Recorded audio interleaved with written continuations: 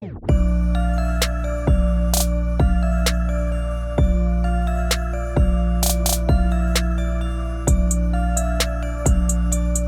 you ever seen any of those people before? No. Had you ever been to that house before? No. Can you describe what were some of the people's genders, race that you were interacting with? I believe Brian was the only white person there. Mexican.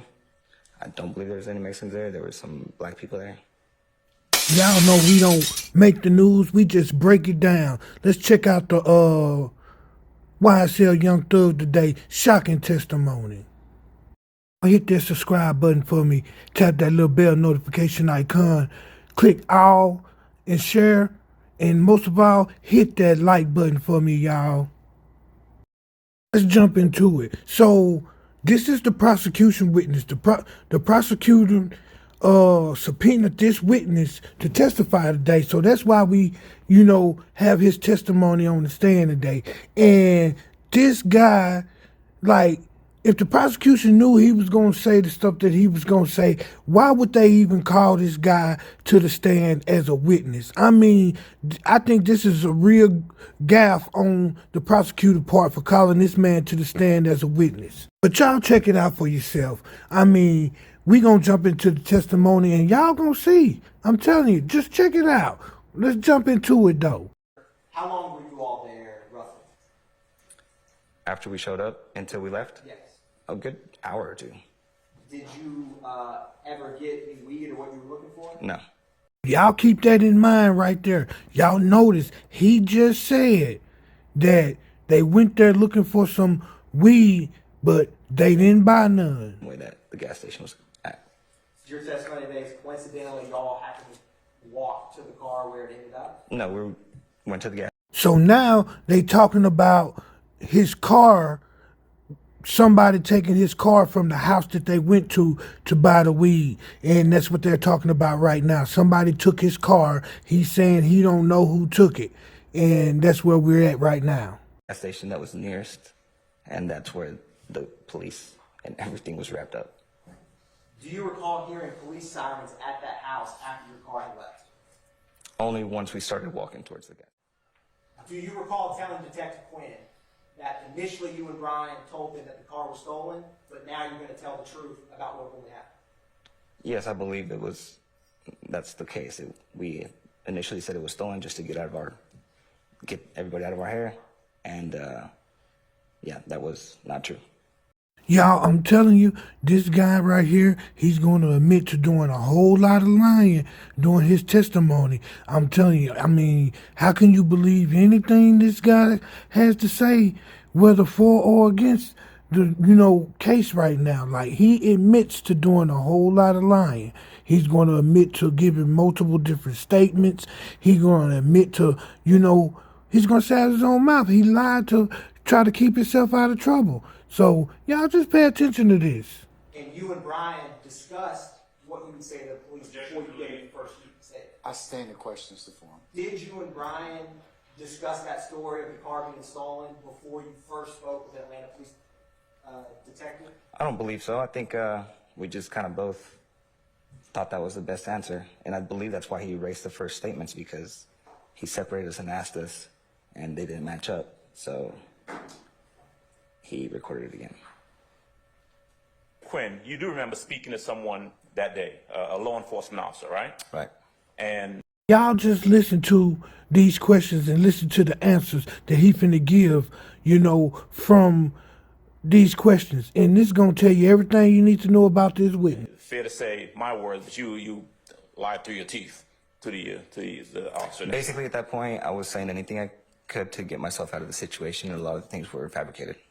But one thing that you do recall is that whoever the law enforcement officer, the detective on that day was that you spoke to, you gave him a statement, and then instead of keeping that statement, that law enforcement officer erased your statement.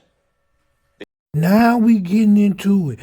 Why would a law enforcement detective tell the witness to redo their statement or erase the statement and make the witness start over? See, we don't know why the law enforcement officer would make or insinuate to the witness that he don't believe what he's saying. And then y'all keep in mind, they didn't arrest this guy. They didn't take him to jail that night. They let him leave free and clear. That you gave initially, and then went ahead and recorded something else, right? That's what I was told, my understanding of it, yes. Okay. I want to ask you something about after you spoke to the law enforcement officers, right? By the time you get done talking to them, there's a couple things that you have done. True, you have been out buying drugs, right? Right. And you have given a false statement to the police that they appear to know is false, right? True. Okay. Were you... Objection, Your Honor. Basis. He said that they know What's it's the false. basis? What's the basis? Speculation, Your Honor. Overruled. At any point after, and this is... Y'all really pay attention to this because, you know, the lawyer's finna ask him, if you told the police all of this, why didn't they arrest you? Why didn't they bring any charges against you?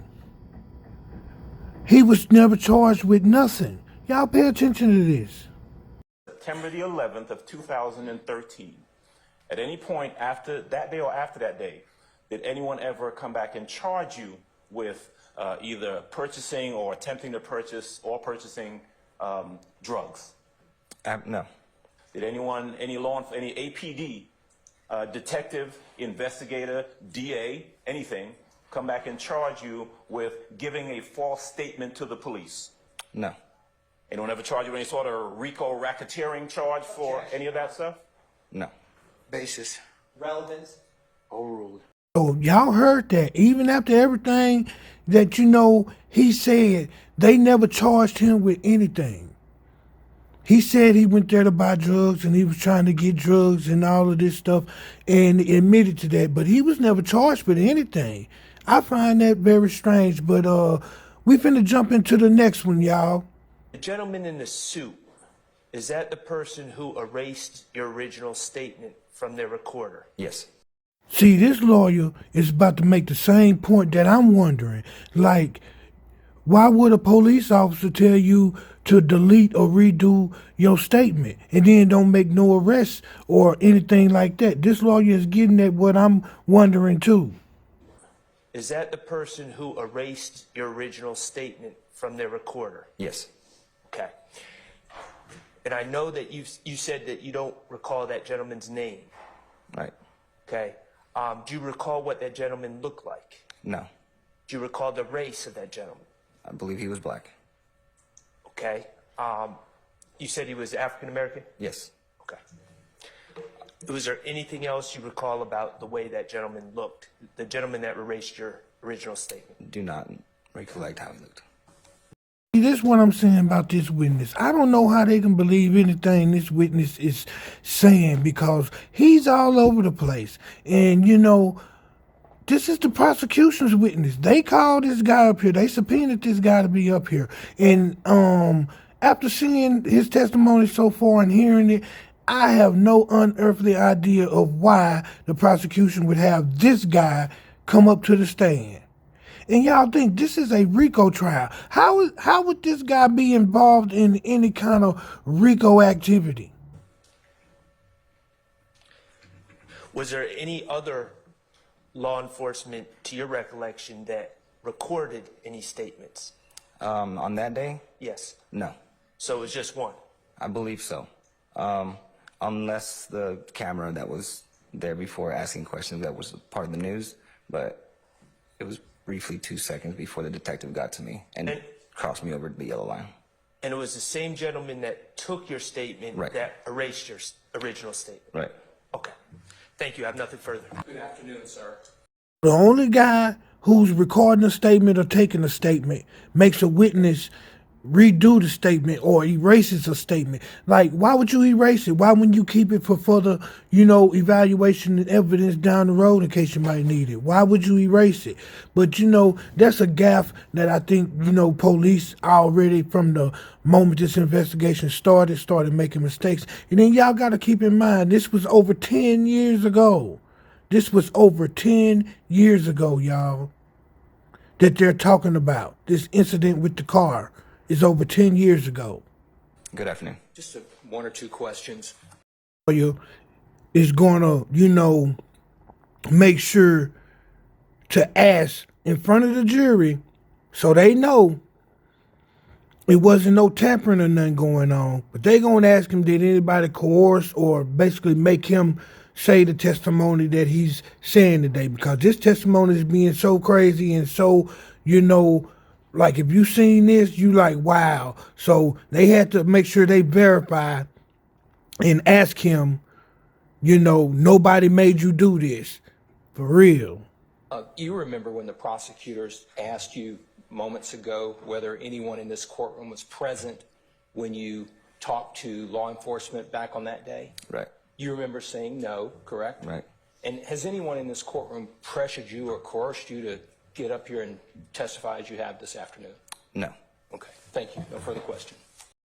Y'all make sure y'all hit that comment section down below. Let me know what y'all think about this whole situation. If you haven't already, do me a big solid. Hit that subscribe button for me, y'all. Tap that little bell notification icon so you get notified with all the latest content, updates, and information from me, Straight Talk TV. Hit that like button. Let YouTube know you rocking with this here content and you want to see more of it. And I will catch you guys on the next go round. Straight Talk is out.